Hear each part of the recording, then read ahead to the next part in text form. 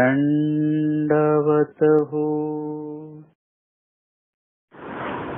त्वमेव माता च पिता त्वमेव, त्वमेव बन्धुश्च सखा त्वमेव, त्वमेव विद्या द्रविणं त्वमेव, त्वमेव सर्वं मम देव देव, त्वमेव सर्वं मम देव देव। सर्वज्ञ श्री चक्रधर स्वामी की।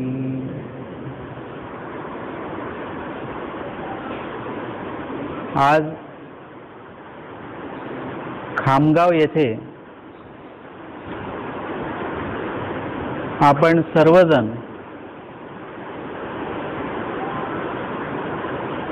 या पंचशील होमिओपॅथिक मेडिकल कॉलेजमध्ये, या कॉलेजच्या या हॉलमध्ये धर्मवार्ता करण्यासाठी म्हणून एकत्रित आलेलो आहोत। मला मगाशी सांगितल्याप्रमाणे प्रास्ताविकामध्ये गोपालदादा जे आहेत यांनी अनेकदा संपर्क केलेला होता आणि ते म्हटले होते की आमच्याकडे तुम्ही 8 दिवस या, जो काही वेळ देता येईल तुम्हाला त्या वेळामध्ये तुम्ही येऊन आमच्याकडे थोडं प्रबोधन करा। आता असं असतं की नवीन ठिकाणी जायचं तर थोडंसं काय असं संदेहात्मक परिस्थिती असते। आपण कुठे जायचं आहे, तो परिसर कसा आहे, लोक कशी आहेत, काय आहेत, असे अनेक प्रश्न नवीन ठिकाणी जाताना पडत असतात। आणि मी नेहमीच एक गोष्ट सांगतो की म्हणजे माझं निरूपणाची जी बाहेरच्या निरूपणांची जी सुरुवात झाली म्हणजे मुंबई बाहेर, तर सगळ्यात पहिले नागपूरमध्ये निरूपण झालं, म्हणजे विदर्भामध्येच। दुसरं निरूपण पण विदर्भातच झालं, तिसरं पण विदर्भातच, चौथं पण, 5वं पण, 6वं पण, म्हणजे विदर्भाशी एक जोडले गेलो मी असं की ज्यामध्ये आधी थोडीशी भीती वाटायची, म्हणजे विदर्भी लोक थोडंसं रफ आहेत वगैरे असं एक समज होता आमचा। परंतु लक्षात आलं की विदर्भामध्ये दोन्ही गोष्टी आहेत, जेवढे रफपणा आहे तेवढाच प्रेमळपणा पण आहेत। म्हणजे ते मी जेवणावरून त्याचं मूल्यमापन केलं की विदर्भी लोक जेवढं तिखट खातात तेवढंच गोड सुद्धा खातात। म्हणजे भोजनावरून एखादा व्यक्ती तिखटच खात असेल तर तो माणूस तामस आहे, पण तो व्यक्ती गोडही जर का खात असेल तर तो प्रेमळ सुद्धा असणारच आहे। आणि ते जो काही समज असेल, गैरसमज असेल, तो नंतरच्या काळामध्ये जेव्हा मी इथे निरूपणच झाली या विभागामध्ये विदर्भामध्ये, म्हणजे नागपूर असेल, अमरावती असेल, अकोला असेल, आर्णी, यवतमाळ असेल आणि आता इथे खामगाव असेल, अनेक लोक भेटली, अनेक लोक जोडले गेली, काही लोक अजून भेटलेली नाही आहेत, परंतु त्यांच्याशी संपर्क आहे, त्यांचा संदेश येतो किंवा काही संपर्क होतो, त्यांच्याशी बोलणं होतं आणि यामध्ये ती लोक जोडल्या गेलेली आहेत। आजच्या सत्राच्या बाबतीमध्ये सुद्धा की मी म्हटलं की आता थोडे 2-1 दिवस आपल्याकडे रिकामे आहेत, त्यामध्ये आपण थोडंसं धावती एक भेट देऊया आणि एक भेट संवाद जो आहे, या अशा कार्यक्रमांना मी भेट संवाद असं नाव देतो की यामध्ये भेट तर झालीच पाहिजे पण संवादही झाला पाहिजे। अनेकदा आपली भेट होते पण संवाद मात्र होत नाहीत, खूप वेळा असं एकमेकाचे तोंडही बघितल्या जात नाहीत, किंवा बोलणं होतं पण ते वादास्पद बोलणं होतं, संवादात्मक बोलणं हे खूप कमी होत असतं। आपल्या घरामध्ये पण जे काही चिडचिड चालते, ते वादवाद चालतात, किंवा आपल्याला जे काही विविध प्रकारचे आजार होतात ते सगळे संवाद नसल्यामुळे होत असतात बरं का। जर का आपल्या सर्वांमध्ये जर का संवाद निर्माण झाला तर आपल्याला 50% जे आजार आहेत ते आपले तिथेच मायनस होऊन जाणार आहेत। खूपशा गोष्टी अशा आहेत की ज्या आपल्या संवादामुळे आपल्याला प्राप्त होतात किंवा विसंवादामुळे प्राप्त होत असतात। जर का तुम्ही सर्वांशी संवादच केला तर तुम्हाला कुठल्याही प्रकारचा मानसिक ताण, मानसिक त्रास तुम्हाला होणार नाही, आणि हे जर का झालं नाही तर पुढे शारीरिक त्रास सुद्धा तुम्हाला होणार नाही। आणि म्हणून संवाद करण्याचं एकमेव माध्यम म्हणजे ते ज्ञान आहे। जसं आता आपण ऐकलं की नहि ज्ञानेन सदृशम पवित्रम इह विद्यते, म्हणजे ज्ञानासारखं पवित्र या जगामध्ये काहीच नाही। ते ज्ञान आपल्याकडे असणं आणि ते पुढच्या व्यक्तीला ते देणं, हे दोन्ही गोष्टी पावित्र्याशी संबंधित आहेत। माझ्याकडे पैसा आहे आणि तो मी दुसऱ्याला देणं म्हणजे मी माझी श्रीमंती कमी करून घेतोय। माझ्याकडे एखादा खायचा पदार्थ आहे आणि मी तो दुसऱ्याला देतोय म्हणजे माझ्याकडचा तो पदार्थ कमी होतोय।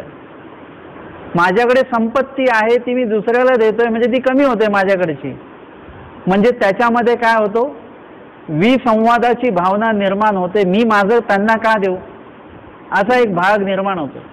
परंतु ज्ञान हे पवित्र का म्हटलेलं आहे, कारण की ज्ञान हे ज्याच्याकडे असतं तो व्यक्ती सुद्धा पवित्र असतो, त्याचे विचार पवित्र असतात, त्याचा आचार पवित्र असतो। आणि मुळात ज्ञान हे पवित्र कधी असतं, जेव्हा ते आचारात्मक असतं तेव्हा ते पवित्र असतं। ते नुसतं विचारात्मक असेल तर ते पवित्र नसतं। त्या विचाराला आचाराची जोड असणं खूप गरजेचं आहे, तरच त्या ज्ञानासोबत ती विनम्रता ही सोबत राहते। नाहीतर मी प्रत्येक वेळी सांगतो की ज्ञानासोबत अहंकार एकदम फुकटमध्ये मिळतो बरं का। जसं आपल्याला या वस्तू मिळतात ना बाजारातनं, त्याच्यावर लिहिलेलं असतं फ्री, आपल्याला वाटतं की खरोखरच फ्री आहे। एका दुकानात आम्ही उभं होतो तर एक जण आल्या आणि ते म्हणाले की ज्याच्यावर काय काय फ्री आहे त्याच वस्तू दे मला। आम्ही सगळेच बघत राहिलो, दुकानदारही बघत राहिला, म्हणजे पहिलाच गिराईक आहे असं कोणी, आणि ज्याच्यावर जे फ्री होतं त्याच वस्तू त्यांनी घेतल्या। मी विचार केला की हे जरी फ्री लिहित असले तरी त्याचं मूल्य जे आहे ते कंपनी घेत असते। ते कुठलीही गोष्ट तुम्हाला या जगामध्ये फुकट मिळत नाही। अगदी कुठलंही कर्म असो, किती छोटं कर्म असो, किती मोठं कर्म असो, मध्यम कर्म असो, हे तुम्हाला फुकट मिळत नाही। त्या बदल्यामध्ये काही ना काही तुम्ही केलेलं असतं, तुमच्याकडनं काही ना काही ते घेतलं गेलेलं असतं, दिलं गेलेलं असतं, तेव्हाच ते कर्म आपल्या वाट्याला येतं।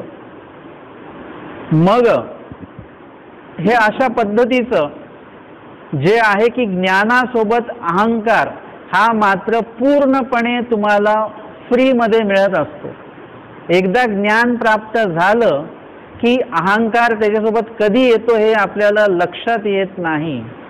आणि असं अहंकारयुक्त जेव्हा ज्ञान असतं किंवा ज्ञानासोबत अहंकार असतो तेव्हा ते ज्ञान पवित्र राहत नाही। त्या ज्ञानातली पावित्रता जी आहे ना ती कमी कमी कमी होत जाते।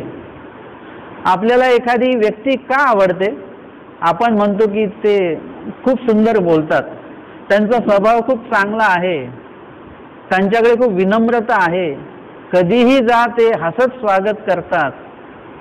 हे काय आहे, हे त्यांच्याकडचं नुसतं ज्ञान नाही आहे, तर ज्ञानयुक्त आचरण आहे। चक्रधर स्वामींनी आपल्या आचार प्रणालीमध्ये जे काही निरूपण केलेलं आहे ते फक्त तुम्ही तुमच्या आयुष्यामध्ये काय करायचं, आचरणामध्ये आणायचा प्रयत्न करा, आपोआपच तुम्ही लोकांना आवडायला लागाल। स्वामी सांगतात की तुमच्या वाणीमध्ये पावित्र्य पाहिजे, वाणीमध्ये प्रेम पाहिजे, वाणीमध्ये विनम्रता पाहिजे। हे जर का आपण आपल्या बोलण्यामध्ये खरोखरच आणलं, अनेक लोक म्हणतात आमची सगळी वचनं पाठ आहेत, परंतु वचनं पाठ करून उपयोग नाही, ते कुठेतरी आचरणात आणलं पाहिजे। म्हणजे तुम्ही परस्परे परमप्रीती व्हावी आणि महात्म्याने प्रिय वक्ते व्हावे।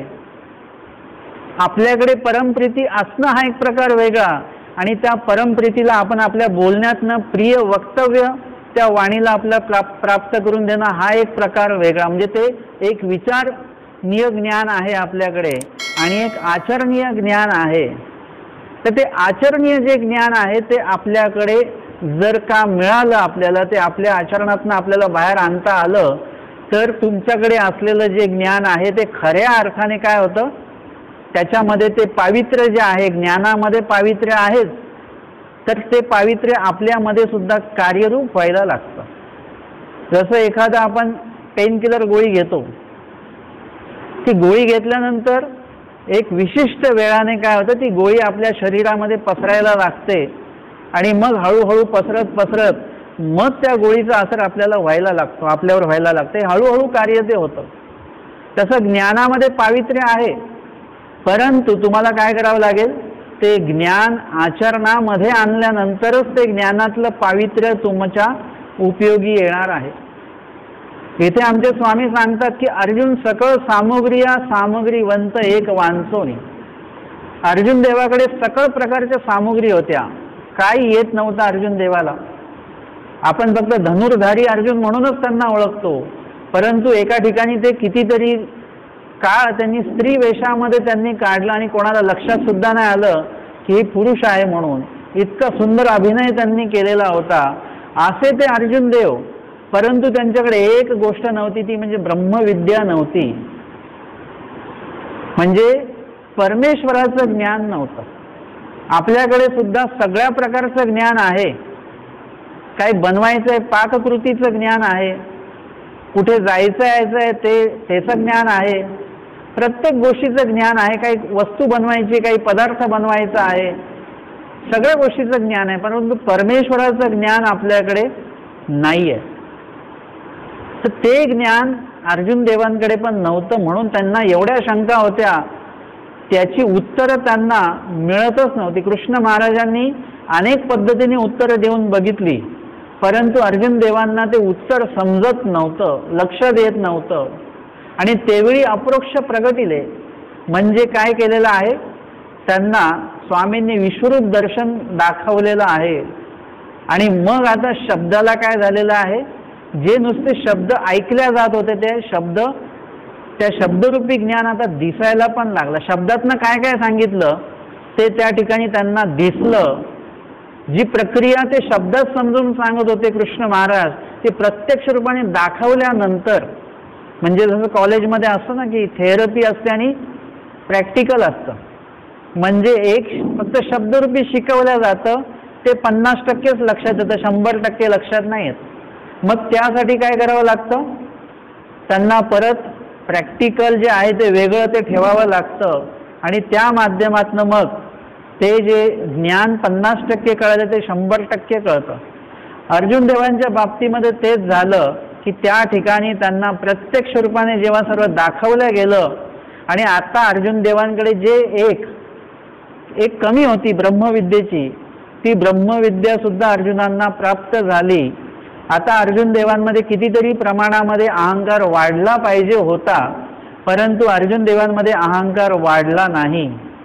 उलट ते देवाला शरण गेले आणि ते म्हणतात की देवा करिष्ये वचनम तव, तुम्ही आता जे म्हणाल तेच मी करेन. ह्याला म्हणतात ज्ञानाचं खरं कार्य. स्वामी म्हणतात आता काय करणार, आम्ही जे सांगू ते करणार. ते म्हणे हो करिष्ये वचनम तव. मग कृष्ण महाराज म्हणतात सर्व धर्मान परित्यज्य माम एकम शरणं व्रज. जे तुमच्याकडे जेव्हा ज्ञान प्राप्त होतं तेव्हा तुम्ही परमेश्वराला शरण जाता, तुम्ही कुठल्याही संपत्तीला शरण जात नाहीत. एकदा शाश्वत गोष्ट कळली की नश्वर गोष्टी आपोआपच लक्षात यायला लागतात आपल्याला.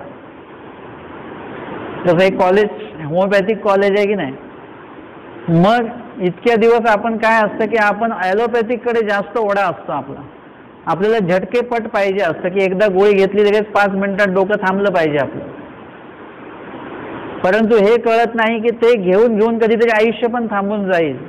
मग कुठेतरी ॲलोपॅथिक सोडून होमिओपॅथिक किंवा आयुर्वेदिककडे येणाऱ्यांचा कल खूप कमी आहे किंवा आता अलीकडे वाढतोय तो कल. म्हणजे त्याच्यामध्ये आपल्याला जर का ज्ञान प्राप्त झालं, एकदा तुम्हाला शाश्वत काय ते कळलं की तुम्ही नश्वराला आपोआप सोडून देता. नुकसानदायक काय आहे हे कळल्यानंतर लाभाकडे आपण वळतो किंवा लाभदायक खऱ्या अर्थाने काय आहे हे कळल्यानंतर नुकसानदायक काय आहे आपल्या आपोआप लक्षात येतं. म्हणजे इथे बसलेले सगळेच लोक लहानपणी चॉकलेटसाठी रडले असतील, आज त्यांच्या खिशात एवढा पैसा आहे की ते एखादी भरपूर मोठे चॉकलेट खरेदी करून खाऊ शकतात, परंतु आता ते असून सुद्धा ते खात नाही. त्यांना त्याचं नश्वरता कळलेली आहे, त्या चॉकलेट खाण्यातलं नुकसान कळलेलं आहे, त्याच्यामुळे ते त्याच्यापासून लांब राहतात. त्यांना जरी कोणी मिळालं, त्यांनी कोणी त्यांनी चॉकलेट दिलं तर ते आपण लहान मुलांना देऊन टाकतो.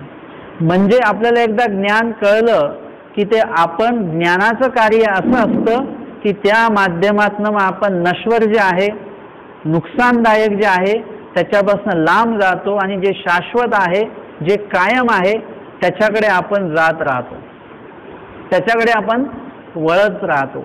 आणि ते ज्ञान अर्जुन देवांना त्यावेळी प्राप्त झालं, त्यांच्या ते आचरणात सुद्धा आलं आणि परमेश्वराला ते शरण गेलेले आहेत.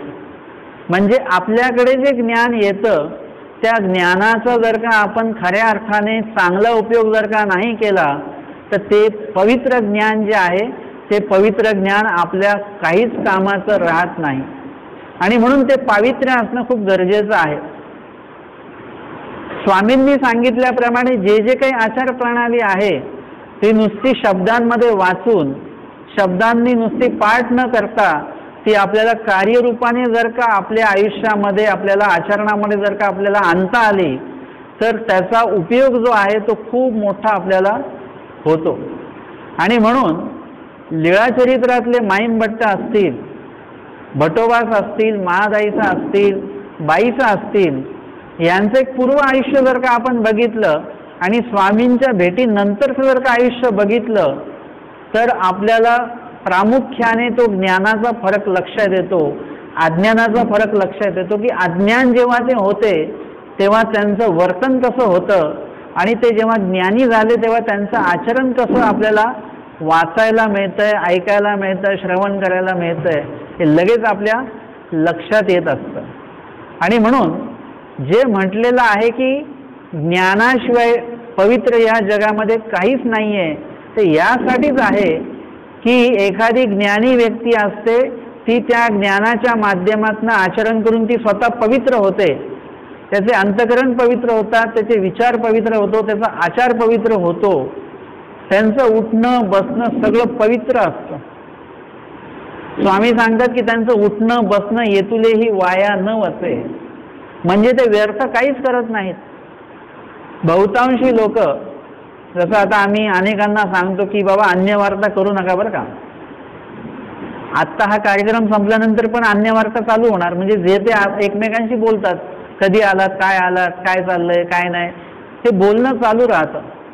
कधी कधी आपण त्या बोलण्याच्या ओघामध्ये आपण एकमेकांची चौकशी करतो, ही गोष्ट चांगली आहे, पण आपण काही घेणं देणं नसलेल्या गोष्टींवर पण चर्चा करत राहतो. मग ती अन्यवार्ता चालू होते, तुम्हाला फायदा नाही, तुमचं नुकसान नाही, अशा गोष्टी आपण बोलत राहतो. आता हे वचन आम्ही अनेक वेळा सांगितलं बरं का, अन्यवार्ता करू नका, धर्मवार्ता करा, किंवा कमीत कमी बोला, किंवा ना अनावश्यक बोलूच नका. हे अनेकदा सांगितलं, परंतु ते लक्षात येत नाही.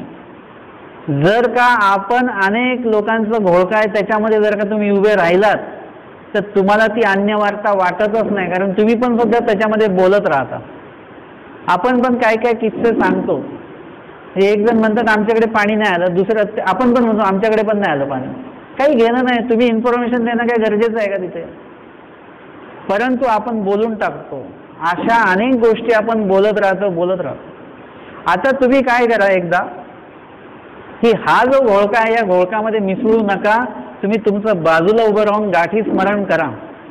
आत्ता तुम्हाला कळेल की किती अन्यवार्ता चालू आहे. तुम्ही जर का त्यांच्यात मिक्सअप झालात तर तुम्हाला किती अन्यवार्ता चालू आहे, किती अन्यवार्ता आपण केली हे तुमच्या लक्षात येणार नाही. पण जर का तुम्ही तटस्थ झालात, त्या घोळक्यातनं बाहेर आलात, मग तुमच्या लक्षात येतं की किती अन्यवार्ता चालू आहे. लोक काय काय सांगतायत, काय काय बोलतायत याची गरजच नाही असं सुद्धा बोलल्या जातं. हे कधी कळतं, जेव्हा स्वामींनी सांगितलेलं वचन तुम्ही स्वतः पालन करायला लागता, तुम्ही स्वतः आचरण करायला लागता, तेव्हा तुम्हाला कळतं की आम्ही आत्तापर्यंत कितीतरी अन्यथा गोष्टी केल्या, आत्तापर्यंत कितीतरी बडबड केली, की आत्तापर्यंत कितीतरी अन्य वार्ता केली, धर्मवार्ता केली नाही, हे कधी कळतं आपल्याला? जेव्हा ज्ञानानुसार तुम्ही आचरण करायला लागता तेव्हा. एखादा मुलगा असतो, तो अभ्यास करत नाही, त्याच्या लक्षातच येत नाही आपण अभ्यास करत नाहीये. पण जेव्हा परीक्षा येते आणि तो जेव्हा अभ्यास करायला लागतो, मग त्याला कळतं की आपण किती अभ्यास केलेला नाहीये आणि आपल्याला किती अभ्यास करायचा आहे. हे जेव्हा स्वतः तो अभ्यासाला बसतो तेव्हा त्याला ते सगळं कळतं. आपण जेव्हा प्रवासाला निघतो, त्याच्या आधी आपण घरात असतो तेव्हा आपल्याला माहीत नाही की आपल्याला किती प्रवास करायचा आहे. पण जेव्हा तुम्ही प्रवासाला निघता तेव्हा ते रस्त्याच्या बाजूला असे दगड तुम्हाला सांगतात की तुम्ही किती प्रवास करून आलात आणि किती प्रवास तुम्हाला अजून करायचा आहे. म्हणजे हे काय आहे? तुम्ही जोपर्यंत ज्ञानाच्या मार्गावर तुम्ही चालत नाही तोपर्यंत तुमचे दोष तुम्हाला कळणार नाहीत. कधी कधी काही लोकांकडे असं ज्ञान असतं ज्याच्यामुळे दुसऱ्यांचे दोष त्यांना कळतात, पण स्वतःचे दोष त्यांना कळत नाहीत. जे काही लोक म्हणतात बोलू नका, पण ते एकटेच एवढे बोलत राहतात, जे त्यांचा दोष त्यांना कळत नाही, परंतु दुसरे बोलतात त्यांचा दोष त्यांच्या लक्षात येतो, तो कळतो मात्र. म्हणजे खूपसे लोक काय करतात, ज्ञानाचा उपयोग चष्मा म्हणून करतात. माझं म्हणणं आहे की ज्ञानाचा उपयोग कधी चष्मा म्हणून करू नये, आणि ज्ञान म्हणजे चष्मा नाही असं म्हटलं जातं. ज्ञान म्हणजे चष्मा आहे, त्याच्यातनं सगळं दिसतं. परंतु माझं म्हणणं आहे, ज्ञान म्हणजे चष्मा जर का उपयोग करत असाल तो अत्यंत चुकीचा उपयोग आहे. ज्ञानाचा उपयोग आरसा म्हणून करा. कधी पण चष्मा लावल्यानंतर आपण स्वतःला कधी बघत नाही, आपण दुसऱ्यांनाच बघतो चष्म्यातनं, बरोबर आहे. पण जर का तुमच्या पुढे आरसा आला तर तुम्ही काय करता? आठवा, कधी पण तुम्ही आरशाच्या दुकानात जर का गेलात किंवा तुमच्या समोर कुठल्याही घरी किंवा स्वतःच्या घरी जर का आरसा समोर आला तर तुम्ही काय करता? आरशात आपण दुसऱ्यांचं तोंड बघतो की स्वतःचं? कोणाचं बघतो? कोणाचं? स्वतःचंच तोंड बघतो आपण. आपण कधी आरसा घ्यायला गेलो तर आपण स्वतःचा चेहरा बघतो, आरशात कसा दिसतोय. तो चांगला दिसत असेल तरच आरसा घेतो, नाही तर घेत नाही आपण. म्हणजे ज्ञान जे आहे, तुम्ही चष्मा म्हणून उपयोग केला तर तुम्ही दुसऱ्यांचे दोष बघाल, पण ज्ञान जर का तुम्ही आरसा म्हणून उपयोग केला तर तुम्ही स्वतःचे दोष बघाल. तुम्ही तुमच्या घरी जा आणि आरशासमोर अर्धा तास उभे राहा, अर्धा तास. तुम्हाला जो चेहरा तुमचा चांगला वाटतो ना, तो हळूहळू तुमचा चेहरा तुम्हाला चुका तुम्हाला दिसायला लागतील की माझं नाक थोडंसं छोटं पाहिजे होतं, तर मोठं पाहिजे होतं, कान थोडे असे पाहिजे होते, वर्ण थोडा असा पाहिजे होता. हे आपोआप आपलं निरीक्षण जेव्हा आपण करतो आरशामध्ये तेव्हा आपल्या चुका आपल्याला लक्षात येतात. ज्ञानाचा उपयोग असाच करा, निरीक्षण करा, पण लोकांचं निरीक्षण करायचं नाही. त्याच्यात आपल्याला स्वतःचं निरीक्षण करायचं आहे. ज्ञानाच्या बाबतीमध्ये कधी हा एक भाग लक्षात ठेवा, ज्ञान हे कधीही दुसऱ्यांना सांगण्यासाठी नसतं, तर ज्ञान हे स्वतः आचरणासाठी म्हणून प्रामुख्याने असतं बरं का. आणि जर का तुम्ही त्याचं आचरण करत असाल तर मग तेच ज्ञान तुम्ही दुसऱ्यांना सांगण्याच्या योग्यतेचे होता. मग ते ज्ञान तुम्ही दुसऱ्यांना सांगू शकता आणि तरच ते ज्ञान दुसऱ्यांना समजतं बरं का. जोपर्यंत तुम्ही त्या ज्ञानाचा आचरण स्वतः नाही करत तोपर्यंत दुसऱ्यांना किती जरी सांगितलं तरी ते त्यांना समजत नाही, त्यांना ते बिजरूप होणार नाहीये. आणि म्हणून ज्ञानाचं जे पावित्र्य जे आहे ते आपण सगळ्यांनीच राखणं खूप गरजेचं आहे.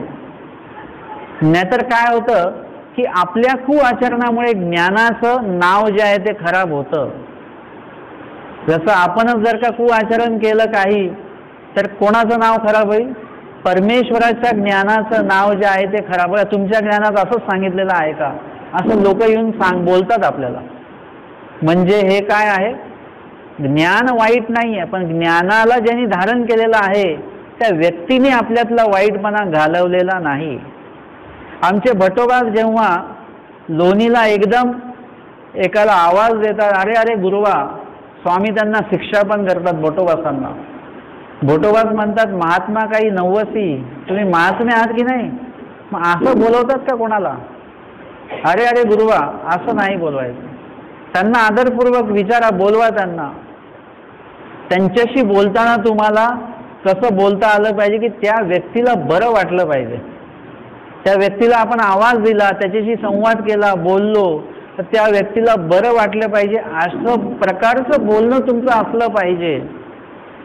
आणि भटोबासांनी ते नुसतं ऐकलं नाही. भटोबासांनी काय केलं, ते लक्षात घेतलं, अंतःकरणात उतरवलं आणि अंतःकरणातनं मग काय केलेलं आहे ते आचरणामध्ये आणलेलं आहे.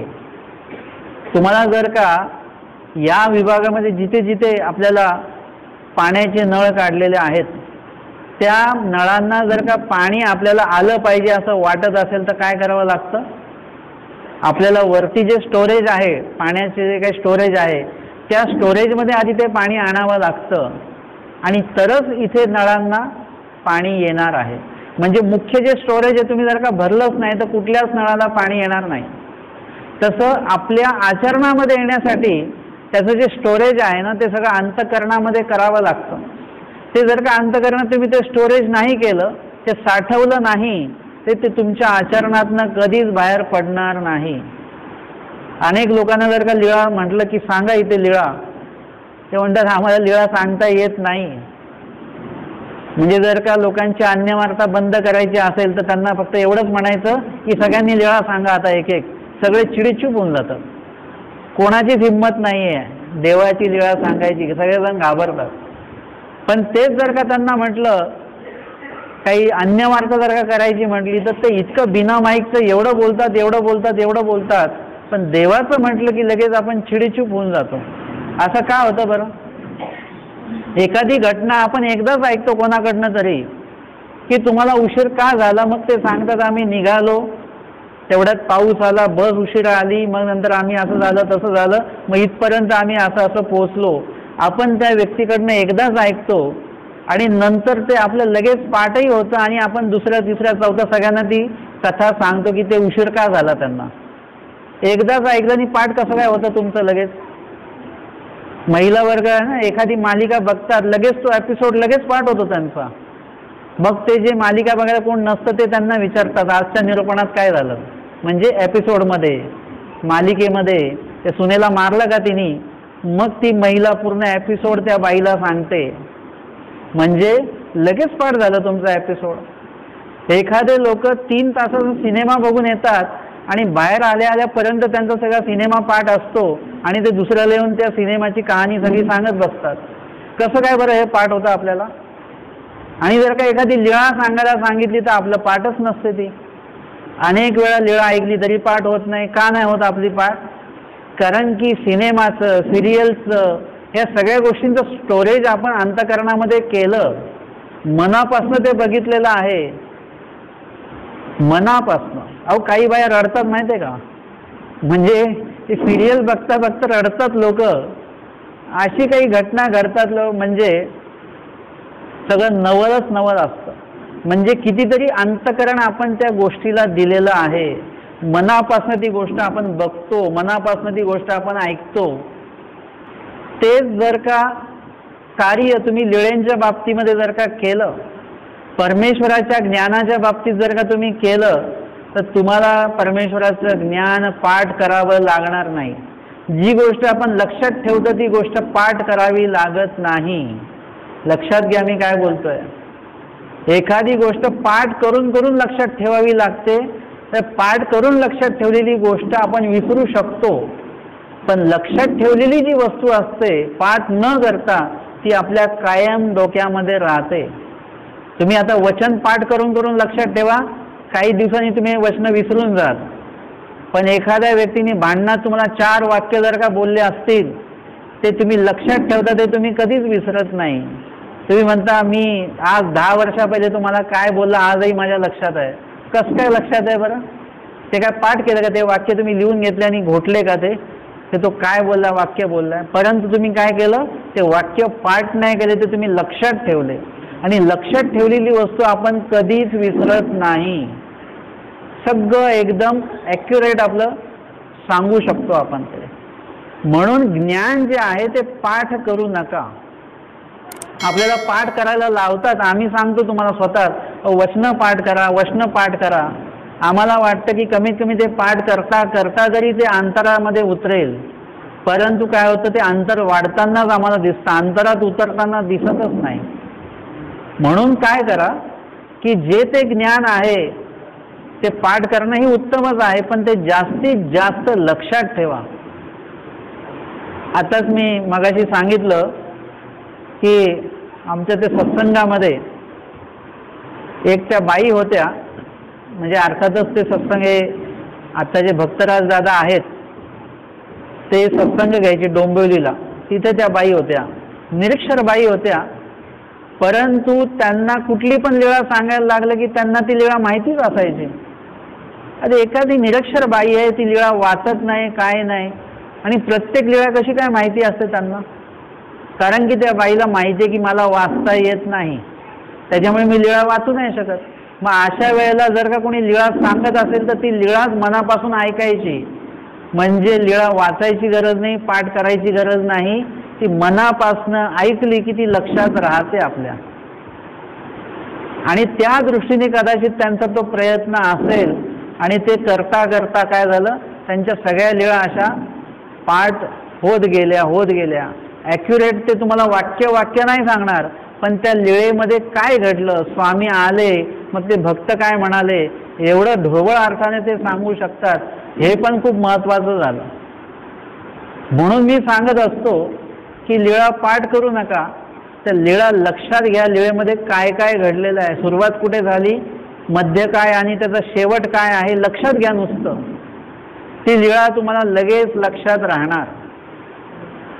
किंवा वचन आहे, वचन पाठ होत नाही. काही लोक मला खूप हे सांगतात की आमचे वचनच पाठ होत नाही. म्हटलं वचन पाठ करू नका, वचनाचं आचरण करायला सुरुवात करा, वचन आपोआप पाठ होतं तुमचं.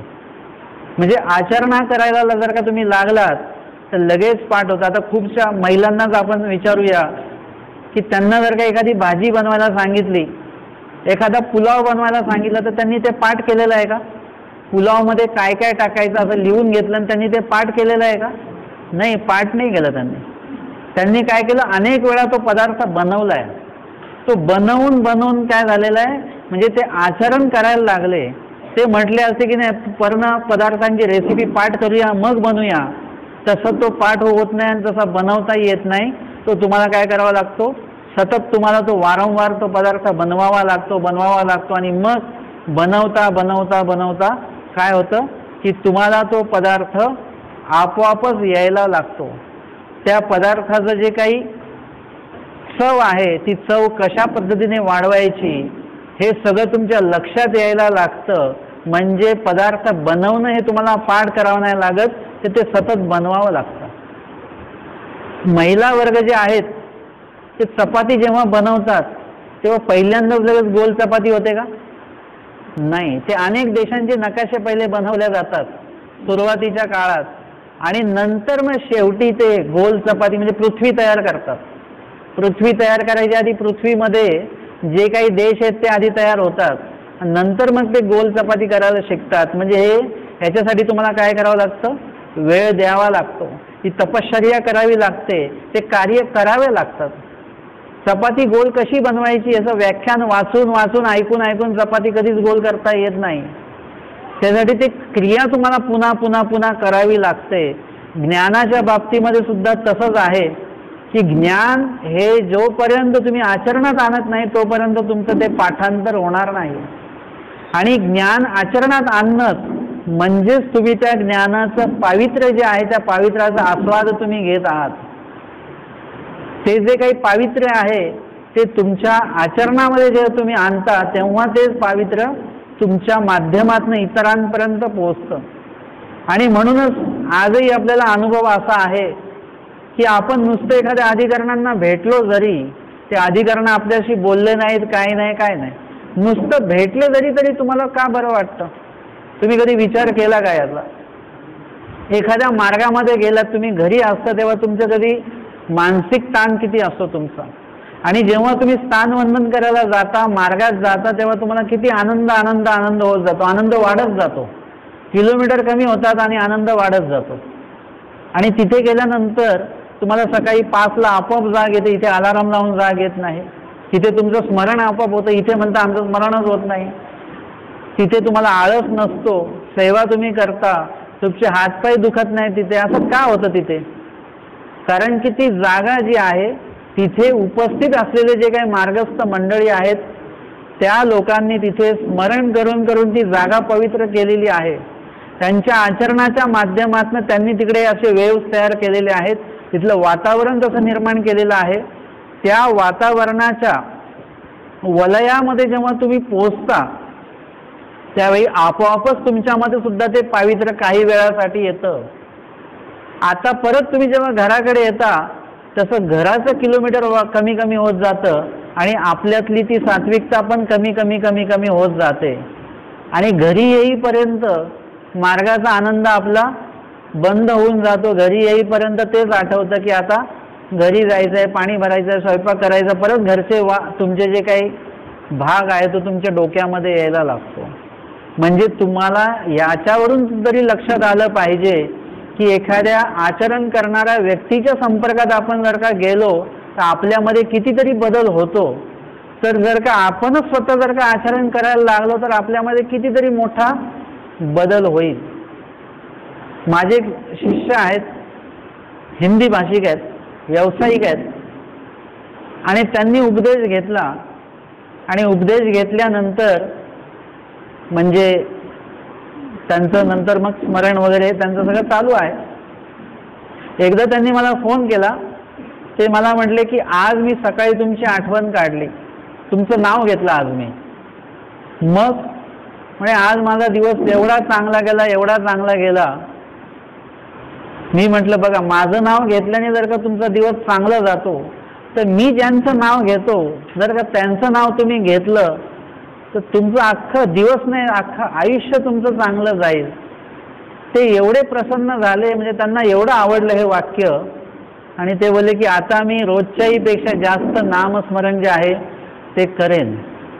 म्हणजे बघा की एखाद्या नाम घेणाऱ्या व्यक्तीच्या आठवणीने किंवा त्यांच्या संपर्काने आपल्याला बरं वाटतं तर आपल्यालाच हा फरक लक्षात आला पाहिजे.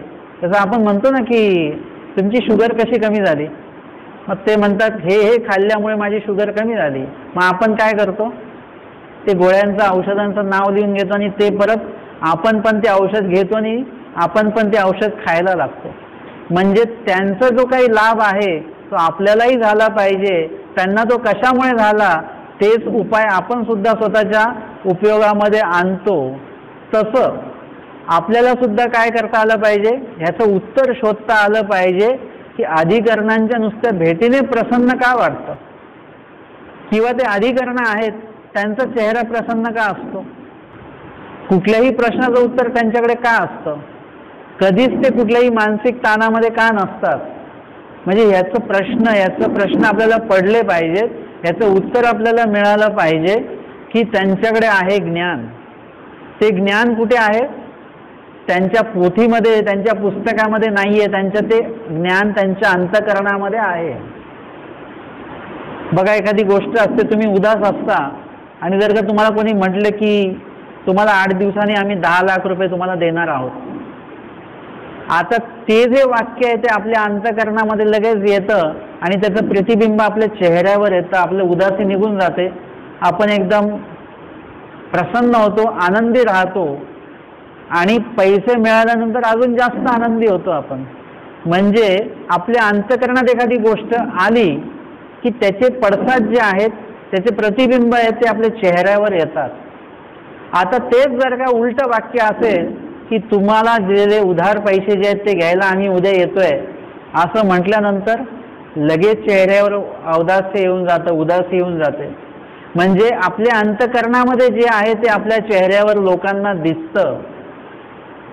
अधिकरणांचे जे अंतःकरणात आहे ते आपल्याला त्यांच्या चेहऱ्यावर दिसतं. त्यांच्याकडे ज्ञान आहे, पण नुसतं शब्दरूप ज्ञान नाही आहे, सांगण्याचं ज्ञान नाही आहे, तर ते आचरणीय ज्ञान आहे त्यांच्याकडे. त्याच्यामुळे त्यांचा चेहरा नेहमी तुम्हाला प्रसन्न दिसणार. ते नुसते भेटले तरी आपल्याला बरं वाटतं, आनंद वाटतो, आपल्यामध्ये एक पावित्र्य आल्यासारखी जाणीव आपल्याला त्यावेळी होत असते. हा ते अधिकरण भेटीचा तो लाभ आहे.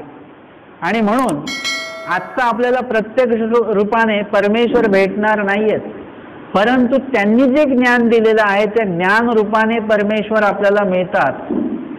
जर का आचरण केलं तर साह्य रूपाने सुद्धा परमेश्वर आपल्याला भेटत असतात. जसं आज मला असं वाटलं की पाऊस सुरू आहे, पाऊस चालू आहे, तर आज खूप कमी लोक असतील बरं. मग आल्याला आम्ही थोडं तिकडे बसलो, म्हटलं अजून काय लोक आलेले दिसत नाहीत.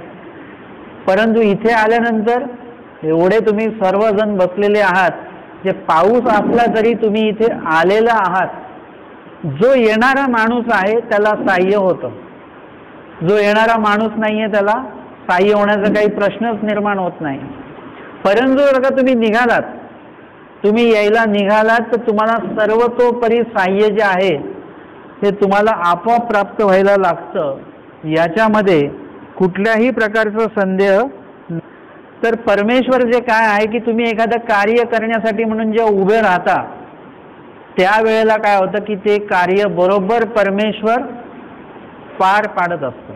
तुम्हाला काय करायचं असतं, तुम्हाला फक्त आणि फक्त उभं राहायचं असतं, बाकी काहीच नाही. स्वामी सांगतात की उभा ठाकीला सीची पुरे. हे वाक्य काय सांगतंय, तुम्हाला काहीच करायचं नाही, फक्त मानसिक तयारी करायची आहे. उभा ठाकणं म्हणजे काय, नुसतं बसलेलं उभं राहणं नाही. उभं राहणं म्हणजे मानसिक दृष्ट्या जे तुम्ही बसलेले आहात, तर ते मानसिक दृष्ट्या तुम्ही उभं राहा. स्वतःला पक्क करा की मला हे कार्य करायचं आहे, आणि तदनंतर मग तुम्ही ते कार्य करण्याला तुम्ही जर का सुरुवात केली तर पुढचं कार्य कशा प्रकारे पार पडेल हे तुमच्याही लक्षात येणार नाही. परमेश्वर ते कार्य पार पाडतात. आपण जी काही लीळा बघतो सांडव्याची, त्या लीळेमध्ये तोच आपल्याला जे साह्यता आहे ती बघायला मिळते की भटोबासांनी तो सांडवा बांधण्याचं काय केलेलं आहे, पक्क केलेलं आहे की देव म्हणतात ते करायचं आहे, पण बाकीच्यांनी ते पक्क नाही केलं, ते निघून गेले. पण भटोबास म्हणतात करते करवी ते आपण नाही, ते परमेश्वर आहेत, म्हणून आपण उभं टाकणं गरजेचं आहे. त्यांनी देवाला आज्ञा मागितली, मी बांधू का, मी बांधतो नाही, मी बांधू का. म्हणजे देवाची आज्ञा आपल्याला असली पाहिजे. म्हणजे त्या आपल्या प्रत्येक क्रियेमध्ये देवाची आज्ञा आपल्याला असणं गरजेचं आहे, आणि तरच ती क्रिया आपल्याला करायची आहे. आमच्या स्वामींनी त्यांना अनुज्ञा दिली, आणि त्यानंतर त्यांनी ते बांधायला सुरुवात केली, बाकीच्यांनी मदत केली, आणि शेवटचा टप्पा एक शिळा जी आहे ती शिळा त्याच्यावर जर का बरोबर ढकलून तिथे ठेवली तर बरोबर तो स्लॅब त्याच्यावर तयार होणार आहे, ज्याच्यावर वरून आपल्याला चालत पलीकडचं जाता येईल. परंतु ते मात्र शिळा कोणाकडनं ती हल्ली नाही, आणि तिथे असलेल्या त्या एका म्हातारी व्यक्तीला, एका म्हाताऱ्या बाईला स्वामी सांगतात की तुम्ही काय करा, कासोटा द्या, बसा, दोन्ही पाय त्या शिळेला लावा, दोन्ही हात मागे टेका, आणि ती शिळा ढकला. तर बाकीचे म्हणतात पाहिजे आपल्याकडनं हल्ली नाही शिळा, ती या बाईकडनं काय हलणार आहे. पण स्वामींचा मनोधर्म त्याच्यामध्ये आहे, स्वामींचा स्पर्श त्या शिळेला आहे, आणि त्या बाईंनी नुसतं ढकललं, आणि ती शिळा जिथे जाऊन जशी पाहिजे तशीच्या तशी तिथे जाऊन बरोबर ती बसलेली आहे. जे तुम्ही एखादं कार्य करण्यासाठी म्हणून उभं राहणं गरजेचं आहे, परंतु ते कार्य परमेश्वराने सांगितलेलं असलं पाहिजे बरं का.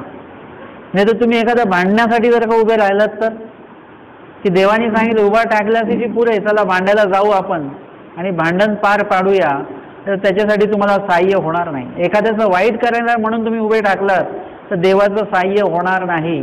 परंतु एखादं देवाने सांगितलेली आज्ञा पार पाडण्यासाठी म्हणून तुम्ही उभे राहिलात तर नक्कीच तुम्हाला त्याचा लाभ हा 100% होणार.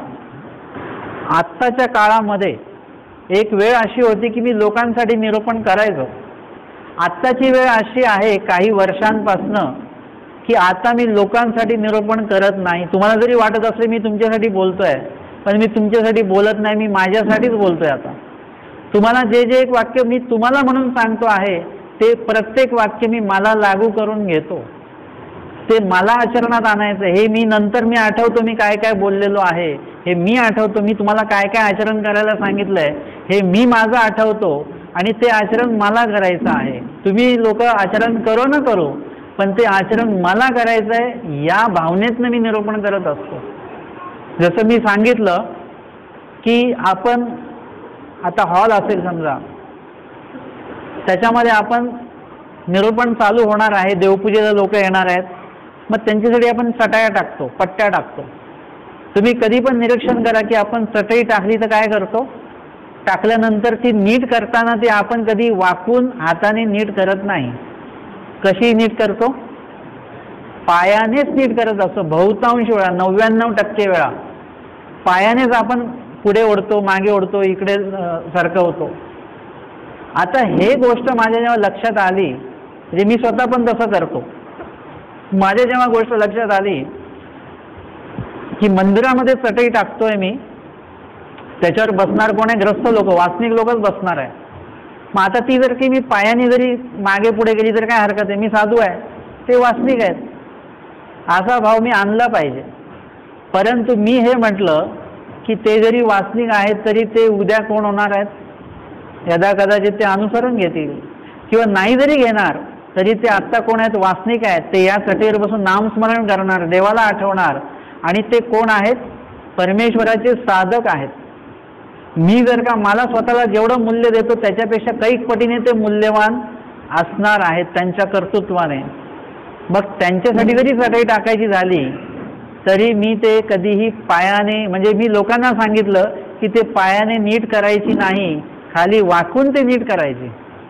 कारण की त्या चटईला पाय लावणं म्हणजे त्या चटईवर बसणाऱ्या सगळ्या लोकांना पाय लावल्यासारखं आहे. तुम्ही साधूंच्या पट्टीला पाय लावता का, नाही लावत. तसं वासनिकांच्या, ग्रस्तांच्याही पट्टीला आपण साधूंनी पाय लावू नये आणि ग्रस्तांनी सुद्धा पायाने ते नीट करू नये. आता हे वाक्य मी प्रवचनात सांगितलं, परत मंदिरात चटई टाकण्याचा योग आला, त्यावेळीस परत मला असं झालं की पायाने नीट करू, पण मला लगेच मीच सांगितलेलं वाक्य मला आठवलं.